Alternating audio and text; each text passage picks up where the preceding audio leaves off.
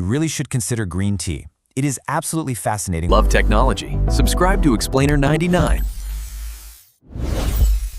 Hey everyone, and welcome to today's Explainer. I am absolutely thrilled you're tuning in for this one. Today we are unpacking a concept that kind of completely redefines how we look at taking care of ourselves. Because, we so often think that achieving true, holistic health requires this monumental, exhausting effort. But what if I told you it's actually built on incredibly simple, everyday choices?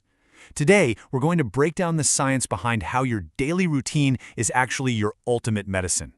So think about this for a second. What if extending your health span didn't require some radical lifestyle overhaul, but just a few simple daily tweaks? That is exactly the mindset shift we are making today. Honestly, just forget the overwhelming, impossible to maintain health advice you see all over the internet. We are going to empower you with totally manageable micro habits that are scientifically proven to transform your body and mind right from the inside out. Okay, let's take a quick look at our roadmap for this explainer. We're going to dive into 5 specific pillars today: plant-based nutrition, strategic fasting, movement, socializing, and quality recovery. Let's jump right into pillar number 1, plant-based nutrition. This is all about how we fuel the body.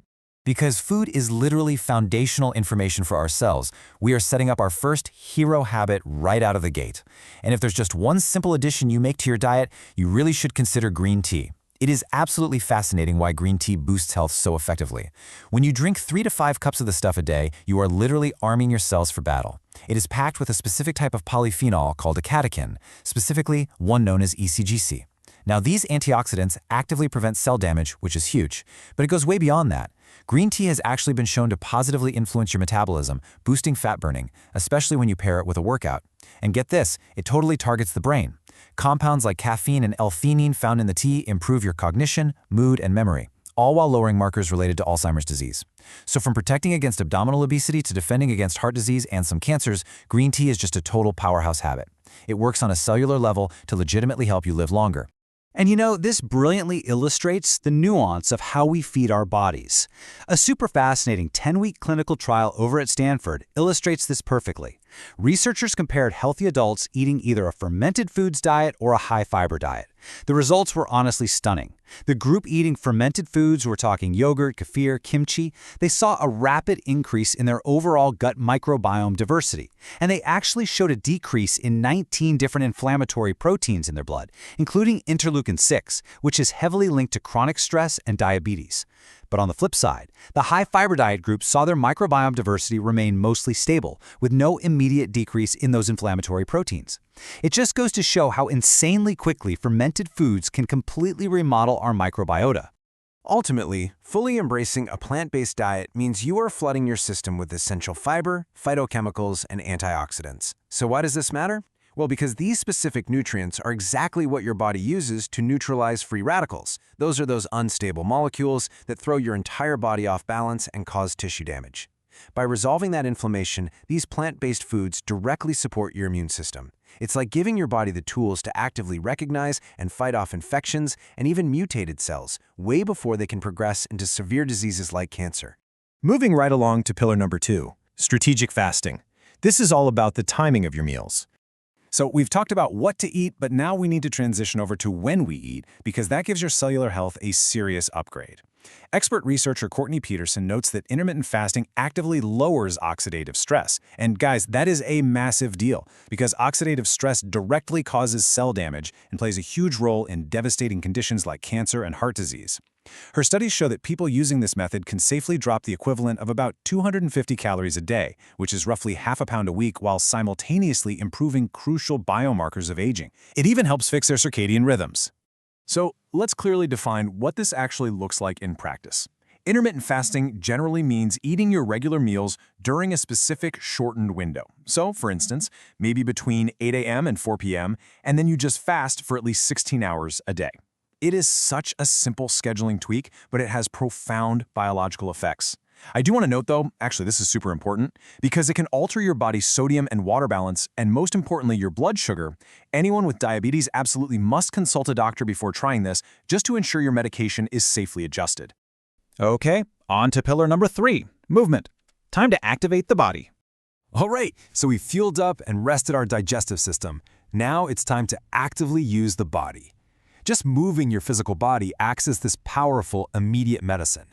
When you exercise, you aren't just building muscle. You are instantly boosting brain chemicals like dopamine, norepinephrine, and serotonin. And these are the exact neurotransmitters that affect your focus and your attention span. In fact, regular physical activity works so incredibly well at boosting these levels that it's literally one of the easiest and most effective ways to reduce symptoms of ADHD and even improve your memory and daily motivation. Now, what is really fascinating here is the sheer impact of just a tiny amount of effort. A recent Harvard study reveals that you absolutely do not need to be a marathon runner or a total gym fanatic to see life-changing benefits. Check this out. Running for just 15 minutes a day or walking for an hour results in a massive 26% reduction in the risk of major depression compared to a sedentary lifestyle. That's a huge return on investment. It literally changes the neural growth and activity patterns in your brain, naturally promoting feelings of calm. And hey, it's not just about cardio. A really comprehensive review of 33 different studies on older adults practicing yoga showed that this mind-body practice significantly improved their walking speed, their ability to easily rise from a chair, and their overall leg strength. Now, these aren't just random fitness metrics, right? They are proven, scientifically validated predictors of longevity. By improving your balance and mobility, yoga specifically protects against frailty as we age, which proves that gentle, intentional movement is just as critical as breaking a heavy sweat. All right, bringing us to pillar number 4, socializing. This is all about the undeniable power of connection.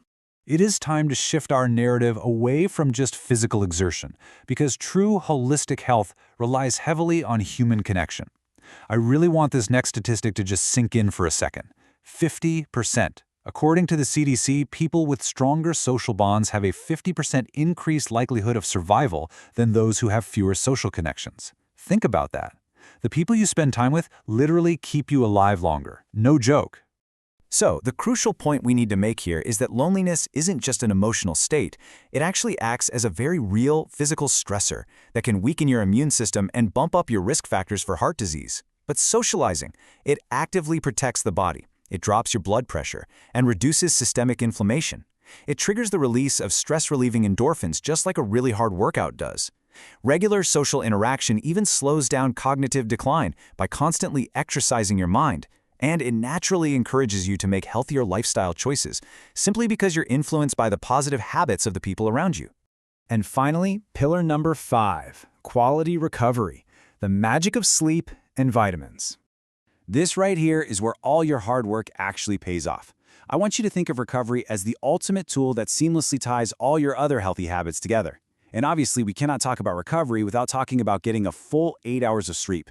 While you rest, your body goes to work. It regulates your blood pressure and it lowers stress hormones like cortisol. Crucially, during those 8 hours, your immune system churns out proteins called cytokines, which actively go out and fight off infections and inflammation.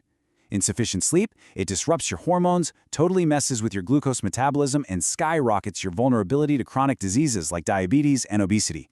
Sleep is when your body repairs the damage of the day, plain and simple. And you know, alongside sleep, we have to mention vitamin D, which you gather from sun exposure and your diet. Now, we all know it's vital for calcium metabolism and keeping your skeleton healthy and strong, preventing conditions like osteomalacia, but the science shows it actually goes a lot further than that. Vitamin D plays vital extraskeletal roles across all your tissues, and it may even slightly reduce overall mortality and cancer mortality. It is really this quiet, powerful defender of your long-term health.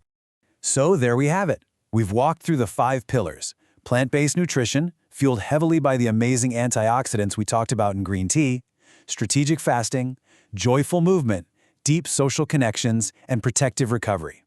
So I want to leave you with one final provocative thought. Which of these simple habits will you add to your routine tomorrow? You totally don't have to do them all at once. Just pick one. Make that tiny daily tweak, and just watch how it transforms your health span. Thanks so much for joining me on this explainer, and as always, stay curious.